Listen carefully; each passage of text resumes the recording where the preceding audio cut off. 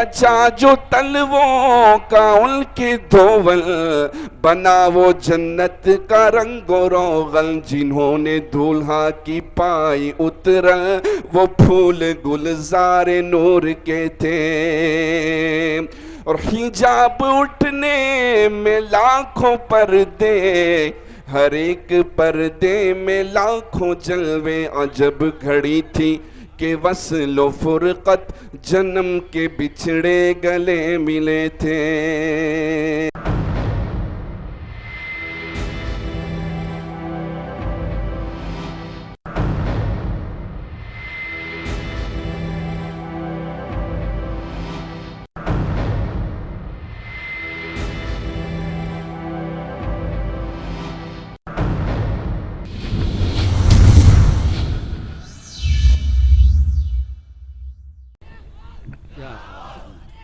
یا غافر مدد یا غریب نیاز۔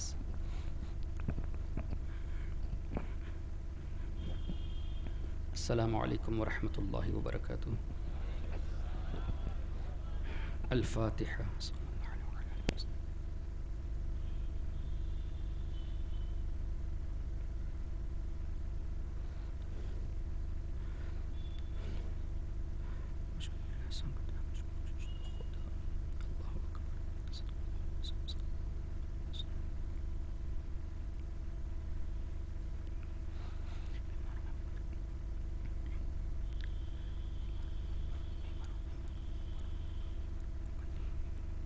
ببركة إن الله وملائكته يصلون على النبي يا أيها الذين آمنوا صلوا عليه وسلموا تسليما صلى الله على النبي الأمي وآله صلى الله عليه وسلم صلاة وسلاما عليك يا سيدي يا رسول الله سبحان ربك رب العزة عما يصفون وسلام على المرسلين والحمد لله رب العالمين نحمده ونصلي ونسلم على رسوله الكريم أما بعد فأعوذ بالله من الشيطان الرجيم بسم الله الرحمن الرحيم ومن يشاقق الرسول من بعد ما تبين له الهدى ويتبع غير سبيل المؤمنين نوله ما تولى ونصله جهنم وساءت مصيرا قال النبي محمد رسول الله صلى الله تعالى عليه وسلم المرء مع من أحب أو كما قال عليه الصلاة والسلام صدق الله مولانا العظيم وصدق رسوله النبي الأمين الكريم ونحن على ذلك لمن الشاهدين والشاكرين والحمد لله رب العالمين الله رب محمد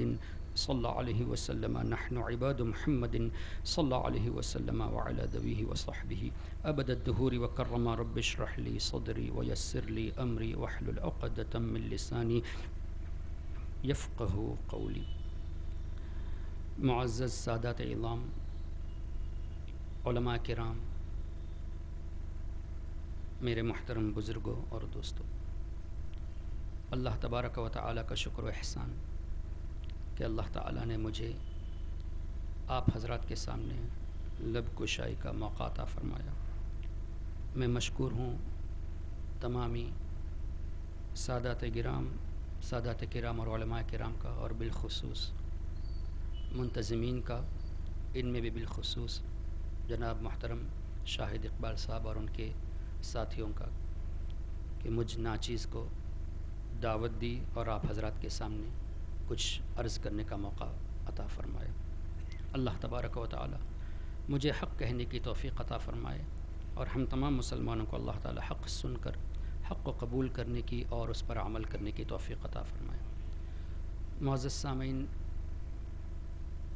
اگرچہ چند ہی جملے تھے لیکن تعارف میں کچھ زیادہ ہی بولا گیا۔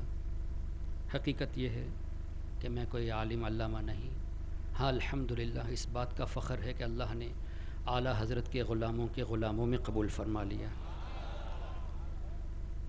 میں جیسا کہ آپ حضرات کو معلوم ہے کہ میں سری لنکا سے آیا ہوں، اور میری زبان میمن ہے، اردو میری زبان نہیں، اگرچہ ہمارے آبا و اجداد آپ کے ہندوستان گجرات کے ہیں، اس لیے میری بول چال میں اگر کوئی کمی بیشی آپ محسوس کرے تو اسے درگزر فرما دینا۔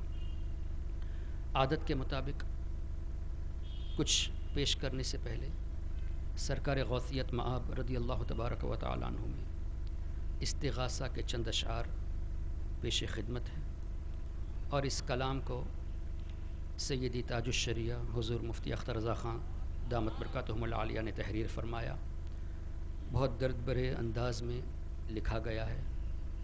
آپ حضرات کو یاد ہو تو آپ بھی میرے ساتھ چند اشعار ساتھ میں پڑھیں.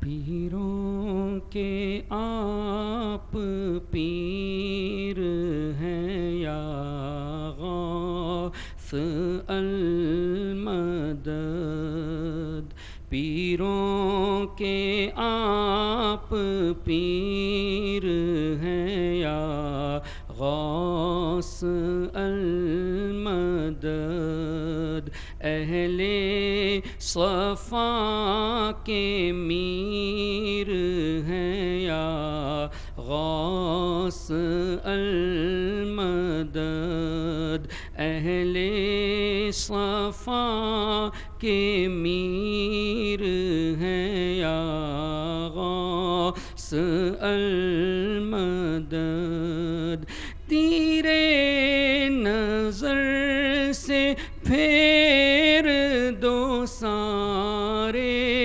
علم کے تیر، کیا یہ علم کے تیر ہیں یا غوث المدد، کیا یہ علم کے تیر ہیں یا غوث المدد، صدقہ رسول پاک کا جھولی میں ڈال دو، صدقہ رسول پاک کا جھولی میں ڈال دو، ہم قادری فقیر ہیں یا غوث المدد، ہم قادری فقیر ہیں یا غوث المدد، دل کی سنائے اختر دل کی زبان میں، دل کی سنائے اختر دل کی زبان میں، کہتے یہ بہتے نیر ہیں یا غوث المدد، کہتے یہ بہتے نیر ہیں یا غوث المدد. رضی اللہ تعالی اللہم صلی علی سیدنا و مولانا محمد معدن الجود والکرم وعلی آلہ وصحبہ وبارک وسلم. محترم حضرات، آج حیدرآباد کے اس علاقے میں بہت ہی شان سے نبی کریم صلی اللہ تعالیٰ علیہ وسلم کا ذکر معراج ہو رہا ہے. صرف آپ کے اس گراؤنڈ میں نہیں بلکہ حیدرآباد کے مختلف جگہوں پہ اس وقت مغرب کے بعد، عشاء کے بعد اور رات بھر کئی جگہوں پہ اللہ کے رسول صلی اللہ تعالیٰ علیہ وسلم کی مبارک یاد منائی جاتی ہے. سبحان اللہ. حیدرآباد کے علاوہ پورا ہندوستان دیکھ لیجئے، ہمارا سری لنکا الحمدللہ، وہاں بھی بہت ہی اہتمام کے ساتھ اس رات کو جلسے کیے جاتے ہیں. اور لوگوں کے ذہن میں یہ بھی ہے کہ صرف ہندو پاک والے یہی ان سب چیزوں میں آگے ہیں. یہ ان کی بے وقوفی ہے، ان کی جہالت ہے کہ وہ دیکھ کر بھی سمجھنے سے قاصر ہیں. صرف ہندو پاک میں نہیں بلکہ آپ یورپ، امریکہ، آسٹریلیا، افریقہ، یہاں تک کہ رشیا، ہر جگہ پہ اللہ کے رسول صلی اللہ علیہ وسلم کی یاد منانے والے موجود ہیں، اور بالخصوص ان راتوں میں شان و شوکت کے ساتھ منایا جاتا ہے۔ کیا مطلب ہوا؟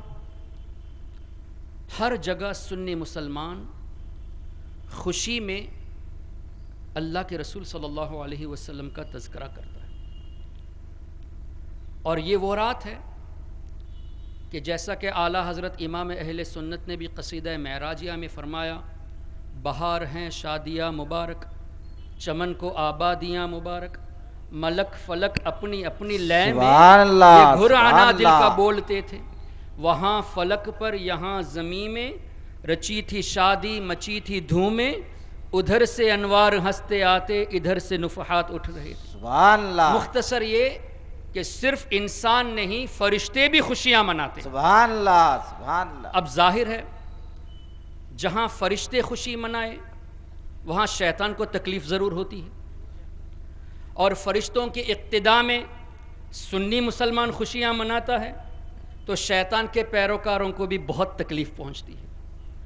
ایسی تکلیف پہنچتی ہے کہ آج کے اس میڈیا کے دور میں اب تک، ابھی بھی مجھے میسیج آ رہے تھے، اب تک یہی میسیجز کہ معراج کی رات کی خصوصیت کچھ بھی نہیں، this is just a mere incident.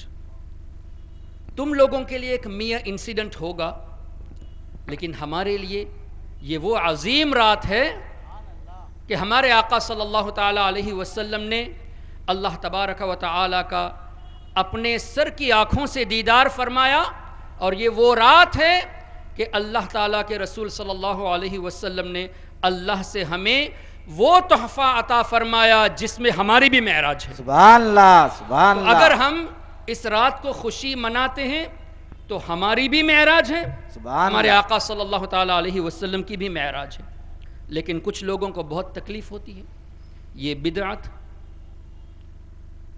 اس طرح محفلیں کرنا بدعت، جو بھی احادیث وارد ہے معراج کے سلسلے میں وہ ضعیف، اور کچھ احادیثوں کے بارے میں موضوع، جبکہ ضعیف حدیث کا معنی سمجھنے سے بھی قاصر۔ اللہ تبارک و تعالیٰ کے رسول صلی اللہ تعالیٰ علیہ وسلم کا اس رات میں سفر فرمانا قرآن کریم سے ثابت، احادیث طیبہ سے ثابت، صحابہ کرام کے اقوال سے ثابت، تابعین سے بھی ثابت، تبع تابعین سے بھی ثابت۔ یہ میں اس لیے کہہ رہا ہوں کہ کچھ لوگ کہتے ہیں کہ کیا صحابہ نے تذکرہ کیا معراج کا، کیا تابعین نے تذکرہ کیا؟ تو ہم کہتے ہیں کہ یقیناً کیا، اور دلیل کے لیے ہم صحابہ کرام کے حوالے پیش نہیں کرتے، تمہارے امام کی کتابوں کے حوالے پیش کرتے ہیں۔ سبحان اللہ، سبحان اللہ۔ تمہارے امام حافظ ابن کثیر نے اپنی تفسیر ابن کثیر میں جو 700 ہجری کے ہیں، اپنی تفسیر ابن کثیر میں نبی کریم صلی اللہ تعالیٰ علیہ وسلم کی مبارک معراج کا تذکرہ کیا۔ سبحان اللہ۔ اسی طرح حافظ ابن کثیر کے ٹیچر استاذ شیخ الاسلام، جس کو کہا جاتا ہے، یہ بے وقوف شیخ الاسلام کہتے ہیں، شیخ الاسلام ابن تیمیہ، اس نے بھی اپنی کتاب میں معراج کا تذکرہ کیا، رجب کے مہینے کا تذکرہ کیا۔ اس طرح ابن تیمیہ لکھتا ہے کہ امام احمد ابن حنبل رضی اللہ تعالیٰ عنہ فرماتے ہیں رجب کے تعلق سے جو احادیث وارد ہیں اگرچہ ضعیف ہوں، جب تک اس کا موضوع ہونا ثابت نہ ہو جائے اس پر عمل کیا جائے گا۔ کون کہتا ہے؟ تمہارے امام نے اس بات کو لکھا ہے، ابن تیمیہ نے اس کو تحریر کیا کہ جب تک واضح دلیل نہ مل جائے تب تک رد نہیں کیا جائے گا۔ تم معراج اور رجب کے مہینوں میں نوافل اور روزوں کے تعلق سے جو احادیث وارد ہیں اس کو موضوع اور ضعیف کہتے ہو، تمہارا امام اس پر عمل کرنے کے لیے کہہ رہا ہے۔ اب کیا پتہ چلا تم نہ ہمارے امام کی سنتے ہو نہ تمہارے امام کی سنتے ہو، تم اپنے نفس کی پیروی کرتے ہو۔ اور مجھے امید رہتی ہے اعلیٰ حضرت کا کرم ہے، حضور تاج الشریعہ کا کرم ہے، ہمارے اکابرین کا ہم پر بہت بڑا فضل ہے الحمدللہ، کہ جہاں میں جاتا ہوں مجھے امید رہتی ہے، اور یہ محسوس بھی کیا اور مشاہدہ بھی کیا کہ چپکے سے کچھ لوگ سننے والے رہتے ہیں، تو میں ان سے کہتا ہوں کہ اور زیادہ کان کھول کے میری بات سنو، اس لیے کہ ہم الحمدللہ ہمارے عقائد کو ہماری کتابوں سے ثابت صرف نہیں کرتے، ہم اگر یہ کہیں گے کہ جلال الملت والدین امام جلال الدین سیوطی شافعی رضی اللہ تعالیٰ عنہ نے اس حدیث کو بیان فرمایا تو تم کہو گے کہ یہ تمہارے امام کا بیان کردہ ہے۔ اگر ہم مجدد وقت امام تقی الدین سبکی شافعی رضی اللہ تعالیٰ عنہ کا حوالہ پیش کرے تب بھی تم اعتراض کرو گے، ہم اعلیٰ حضرت امام اہل سنت کی کتابوں کا حوالہ پیش کریں تب بھی اعتراض کرو گے۔ اس لیے ہم ہمارے نوجوانوں کو جو کنفیوز ہوتے جا رہے ہیں ان کے بچاؤ کے لیے، ان کو ایڈوکیٹ کرنے کے لیے ہم ان وہابیوں کے اماموں کی کتابوں کو پیش کرتے ہیں، ہمارے عقائد ان کی کتابوں سے ثابت کرنے کی ہم کوشش کرتے ہیں تاکہ ان کی اصلیت بھی ظاہر ہو جائے اور ہمارا نوجوان پختہ ہو جائے۔ معزز سامعین، ابن کثیر نے اس حدیث کو نقل کیا، شب معراج میں نبی کریم صلی اللہ تعالیٰ علیہ وسلم کا پورا سفر تفصیل کے ساتھ، ڈیٹیل کے ساتھ بیان فرمایا، اور ابن تیمیہ نے رجب کے تعلق سے احادیث سے جمع کی۔ ہمیں ہمارے بزرگوں نے یہ تعلیم دی کہ ان مہینوں کی قدر کی جائے، اور وہ بھی اس لیے کہ اللہ نے 4 مہینے 12 میں سے حرمت والے بنائے، ان میں سے ایک یہ رجب المرجب کا مہینہ۔ رجب کا مہینہ حرمت والا، sacred month. What do you mean by sacred month؟ حرمت کا کیا معنی؟ اس مہینے کی تعظیم کی جائے، اس مہینے کا ادب کیا جائے، گناہوں سے ویسے بھی بچنا چاہیے، ان مہینوں میں خاص کر گناہوں سے بچا جائے۔ اب میں آپ سے پوچھنا چاہتا ہوں، گناہوں سے بچا جائے، ان ادر ورڈز اس کا معنی کیا ہوا؟ نیکیاں زیادہ کی جائے، ہے کہ نہیں؟ گناہوں سے بچنے کا مطلب نیکیوں کی طرف زیادہ رغبت ہو۔ اب نیکیاں کرنے میں فجر کی نماز میں 2 رکعت فرض ہے، آپ اس کو اضافے میں 4 تو نہیں کر سکتے۔ ظہر میں 4 رکعت فرض ہے، آپ اس کو ایڈیشن میں 6 رکعت نہیں کر سکتے۔ عشاء میں 3 وتر ہیں جو واجب ہیں احناف کے نزدیک، آپ اس کو 4 نہیں کر سکتے۔ فرائض میں you can't do any addition, لیکن آپ کو عبادت زیادہ کرنا بھی ہے اس مہینے میں، اس لیے کہ حرمت والے مہینے ہیں، تو آپ کو زیادہ عبادت میں رغبت دلانے کے لیے، رغبت لانے کے لیے نوافل پہ زیادہ عمل کرنا چاہیے۔ یہی وجہ ہے کہ ہمارے بزرگوں نے احادیث طیبہ کی روشنی میں ہمیں نوافل نماز ادا کرنے کا طریقہ بتایا اور نوافل روزے رکھنے کا طریقہ بتایا۔ یہ لوگ کہتے ہیں کہ نوافل کے تعلق سے جتنی احادیث ہیں وہ ضعیف اور موضوع بتاتے ہیں، جبکہ ضعیف حدیث کا معنی یہ سمجھتے نہیں۔ ضعیف کا مطلب یہ نہیں کہ یہ فیبریکیٹ ہے، ضعیف کا معنی ویک حدیث اس لیے کہا گیا ہے، علماء کرام ہیں میری اصلاح کریں گے، یہ حدیث ہی ہے۔ نیریٹس میں سے، راویوں میں سے اگر کسی ایک راوی میں ایک معمولی سی کمزوری پائی جائے، ایک معمولی سی خطا پائی جائے، تو اس خطا کی بنا پر ان کی حدیث کو ضعیف حدیث میں قرار پایا۔ اس کا مطلب یہ نہیں کہ یہ حدیث ہے، اور وہ بھی اس لیے کہ نبی کریم صلی اللہ تعالیٰ علیہ وسلم کے الفاظ ان لوگوں کی زبان سے آئے جنہوں نے اپنی زندگی میں کوئی خامیاں نہیں کی، جنہوں نے اپنی زندگی میں کبھی بھول نہیں کی، متقی رہے، ایسے لوگوں کے ذریعے سرکار صلی اللہ علیہ وسلم کے الفاظ ہم تک ملے۔ اور اس درمیان میں 5 یا 6 راویوں میں اگر ایک راوی میں کوئی معمولی سی کمزوری پائی گئی تو اس کی وجہ سے اس حدیث کو ضعیف کی کیٹیگری میں رکھ دیا گیا، اور اس کو کیٹیگرائز کرنے والے ابن تیمیہ نہیں ہیں، ابن عبد الوہاب نجدی نہیں ہیں، ان کا ملا ناصر الدین البانی نہیں ہے، بلکہ بڑے بڑے محدثین نے اس کو کیٹیگرائز کیا، اور جن محدثین نے کیٹیگرائز کیا انہوں نے اس کی رولنگز بھی بتائی ہے۔ فار ایگزامپل، فرائض اور واجبات کے لیے صحیح حدیثوں کا استعمال کیا جائے گا۔ اگر ہم کسی چیز کے بارے میں کہیں کہ کل کا روزہ آپ کے اوپر فرض ہے تو ہماری ذمہ داری ہے کہ ہم صحیح حدیث سے ثابت کریں۔ ہم اگر یہ کہیں کہ آج رات کے نوافل واجب ہے تو ہماری ذمہ داری ہے کہ حدیث سے پیش کریں۔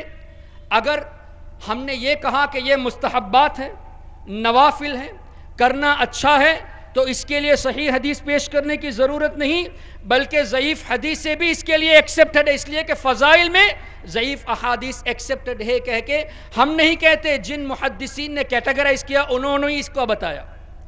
اب محدثین نے کیٹیگرائز کیا، یہ وہابی محدثین کی کیٹیگرائزیشن کو مانتا ہے کہ یہ حدیث صحیح ہے، یہ حسن ہے، یہ غریب ہے، یہ ضعیف ہے، لیکن ان کے رولنگز کو نہیں مانتا۔ مطلب کسی محدث کو پورے طور سے نہیں مانتا، اپنے نفس کی بنیاد پر، اپنا جیسا نفس ہے اس طرح اپنی بات کو پیش کرنے کے لیے محدثین کی باتوں میں بھی یہ